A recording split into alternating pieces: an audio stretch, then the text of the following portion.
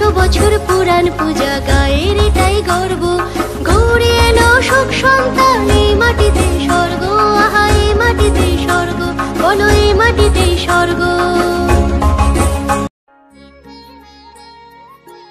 এই বাড়িটায় শুটিং হয়েছিল, এই বড় বাড়িটা শুটিং। আবার সন্ধ্যায় এসেছিল, অনুপ কুমার এসেছিল, এসে নিমন্ত্রণ বই করেছিল। সন্ধ্যায় ছাগল নিয়ে এখানে ঘুরছিল, ঘুরতে ঘুরতে নিয়ে নদীর ধারে ছাগল নিয়ে চলে গেছে।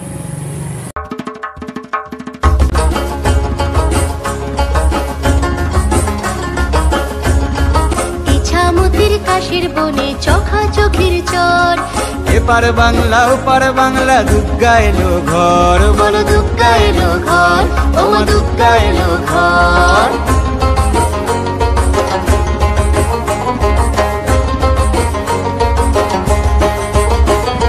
জমিদারি ঘোষের বাড়ি শিউলি আশ্বিন মাস, জমিদারি ঘোষের বাড়ি শিউলি আশ্বিন মাস। মিষ্টি মধুর গায়ের মানুষ পার্বণ 12 মাস, বলো পার্বণ 12 মাস, বলো পার্বণ 12 মাস।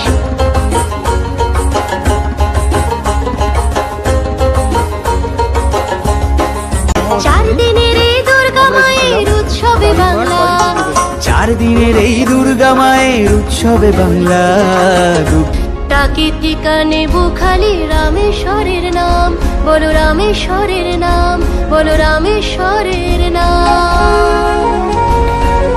300 বছর পুরান পূজা গায়ের এটাই গর্ব, 300 বছর পুরান পূজা গায়ের এটাই গর্ব। পান সুপারি গাছের সারি নতুন জামা কিনি, পুজোর ছুটি ত্রিনয়নী মহিষমর্দিনী, পুজোর ছুটি ত্রিনয়নী মহিষমর্দিনী, বলো মহিষমর্দিনী, মগো মহিষমর্দিনী।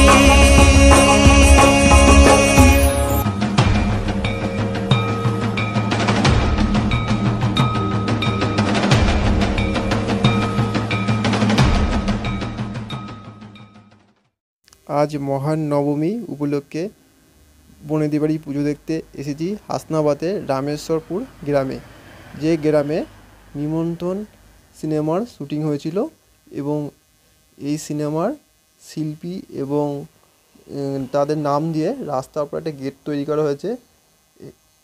এটা বেশ ভালোই লাগছে দেখতে এবং সেই দৃশ্য আপনারা দেখছেন। তো চলুন আপনাদেরকে এই গ্রাম সম্পর্কে একটু পরিচয় করাই। এটি হচ্ছে রামেশ্বরপুর চৌমাথা, এদিকটা হচ্ছে লেবুখালী এবং হিঙ্গলগঞ্জের দিক, এদিকটা হচ্ছে হাসনাবাদ স্টেশনের দিক। এখান থেকে 5 মিনিট গেলে জমিদার বাড়ি, আর এখানে মোড়ের মধ্যে একটি পুজো হচ্ছে। তো চলুন আপনাদেরকে সেই ঠাকুরটা দেখাই। এটা কোন পাড়ায় যাচ্ছে আমি ঠিক জানি না, এটা কিন্তু চৌমাথা, বা জিজ্ঞাসা করা হয়নি পাড়াটা, এই রাস্তা। ঠাকুরটা বেশ সুন্দর, সাদামাটা এবং গ্রাম্য পরিবেশ। এখানে আজকে নবমীর পুজো হয়েছে, এখন দুপুর 3টের মতন বাজে, তাই লোকজন নেই, হয়তো বিকেলবেলা তারা আবার আসবে। তো আমরা এখন জমিদার বাড়ির দিকে যাচ্ছি। এটি হচ্ছে জমিদার বাড়ি পুজোর গেট, এখন যেহেতু দিনের বেলা তাই জ্বলছে না।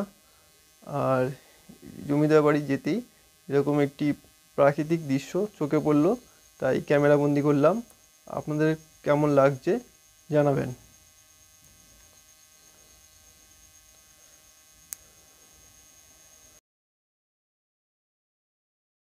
এই বাড়িটায় হয়েছিল, ওই শুটিং হয়েছিল, নিমন্ত্রণ শুটিং। এই বাড়িটায় শুটিং হয়েছিল, এই বড় বাড়িটা শুটিং। আবার সন্ধ্যায় এসেছিল, অনুপ কুমার এসেছিল, এসে নিমন্ত্রণ বই করেছিল। সন্ধ্যায় ছাগল নিয়ে এখানে ঘুরছিল, ঘুরতে ঘুরতে নিয়ে নদীর ধারে ছাগল নিয়ে চলে গেছে। এই বাড়ির স্বামীর বাড়ি জমিদার বংশের বউ আমি। কেদার ধামের এটা জেনারেশনগুলো একটু বলতে পারবেন?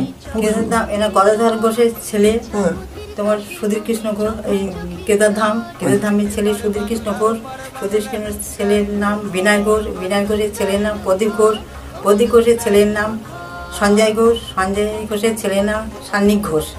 এই 7 পুরুষ হয়ে আসছে। এর আগে বহুত মানে বংশধর ছিল, কিন্তু 303 বছর এই পুজোটা আমাদের হয়ে আসছে, দুর্গা পুজোটা কত বছর? 303 বছর। ছাগল বলি দেয়, ফল বলি, ফল বলি কুমড়ো, আখ, কলা, শসা, লেবু, এই 5 রকম বলি দেয়। আচ্ছা, মহালয়া থেকে কিরকম পুজোটা হয় একটু বলেন। মহালয়ের পরে কলা কাটা, অমাবস্যায় কলা কাটা হয়। আচ্ছা, তারপরের দিন, মহালয়ের পরের দিন প্রতিবাদে আমাদের ঘট বসে, আমাদের নিজের মা চণ্ডী ঘটে ঘট বসে। 5 দিন পুজো হওয়ার পর তারপর বোধনতলায় পুজো হবে। পুজো হওয়ার পর চক্ষুদান হবে। চক্ষুদান হওয়ার পর ওই 5 দিন মন্দিরে গিয়ে মায়ের মানে প্রতিষ্ঠিতভাবে পুজো হয়, ভাষণ হয়। ওই যে নদীটা দেখালাম, আচ্ছা। ওই নদীতে বিসর্জন হয়। আমাদের এখানে সব পারিভাষিক সব নিয়ে কাঁধে করে নিয়ে ঠাকুরকে সবাই কাঁধে করে নিয়ে যায়, নিয়ে ওই নদীতে মাকে বিসর্জন দেওয়া হয়। আগামীকাল বলুন, আগামীকাল নিরঞ্জন আছে। আগামীকাল বৃহস্পতিবার মানে দিতে নেই, তাহলেও আমাদের মানে রাখার নিয়ম নেই। আমাদের যেই দর্পণ জলে পড়ে যাবে সেই মাকে বিসর্জন করতেই হবে। তারপর বিকালবেলা আমরা সব বরণ করি, সিঁদুর খেলা করি। তারপর মাকে আমাদের বাড়ির বংশধররা সব কাঁধে করে নিয়ে নদীতে নিয়ে চলে যায়, ওখানে মাকে বিসর্জন দেওয়া হয়।